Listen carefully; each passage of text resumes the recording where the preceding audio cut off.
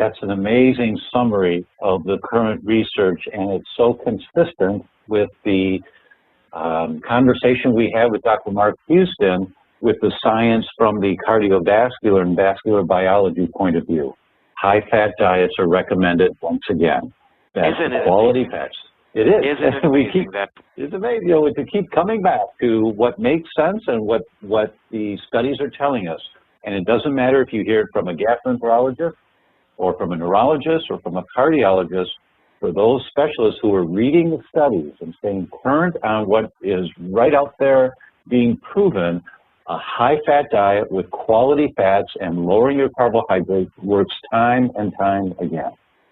Without question. And, you know, basically, again, this is the diet that we have eaten for 99.99% of our time on this planet.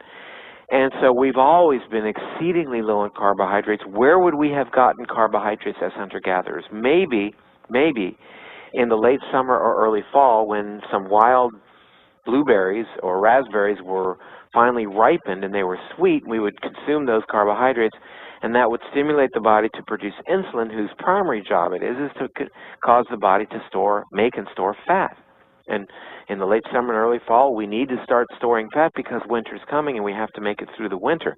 Well, you know, winter's never coming for us today. We don't need to be packing on fat because it's not going to be a time of food scarcity.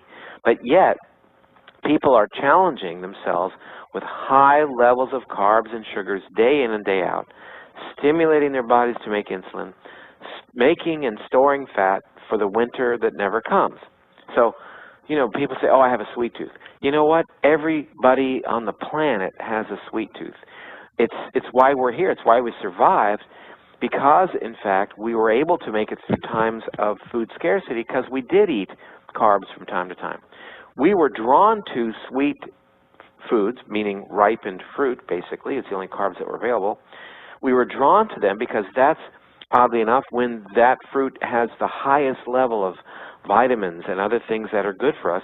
And frankly, it was actually good for the fruit as well, because when fruit ripens, its seeds are ready to be spread. So what a beautiful symbiotic picture that does paint. Nowadays, we're using that same mechanism in our brains to seek out sugar and carbohydrates to our absolute destruction in terms of our health. I mean, you just look around. You know, go to an airport when you're traveling, and just all you see are people who are very, very ill appearing, and signs at the airport that say terminal. So it's kind of a moment to take a deep breath. So it's an interesting time. You know, it is, and it's such a wonderful explanation you just gave, which I've not heard before, quite honestly, is that the carbohydrates, the high concentrated carbohydrates that our ancestors had access to were the fruits that were ripening in the fall. So our ancestors would eat more of these fruits because they were available, and they'd put on a little extra fat because here comes the winter. And it was a beautiful dance. And yes, today... it was. And we're saddled with that genetic issue, and we have to adjust to make it work. But what got me to that place is that the genome that we have now was selected for the past 2 million years, or at least the past 50,000 years, because it's the genome that allows us to survive in that environment, which was high fat from game that we killed, low carbs. We never, ever had access to carbohydrate.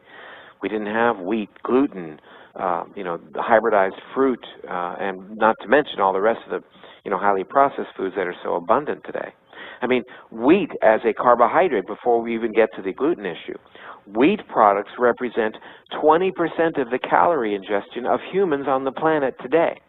And those calories are virtually pure carbohydrate. You know, there is some minimal amounts of residual fat and protein, but basically, you know, the breads and the pastas are carbs. Dr. Perlmutter, in an article that you recently published in Integrative Medicine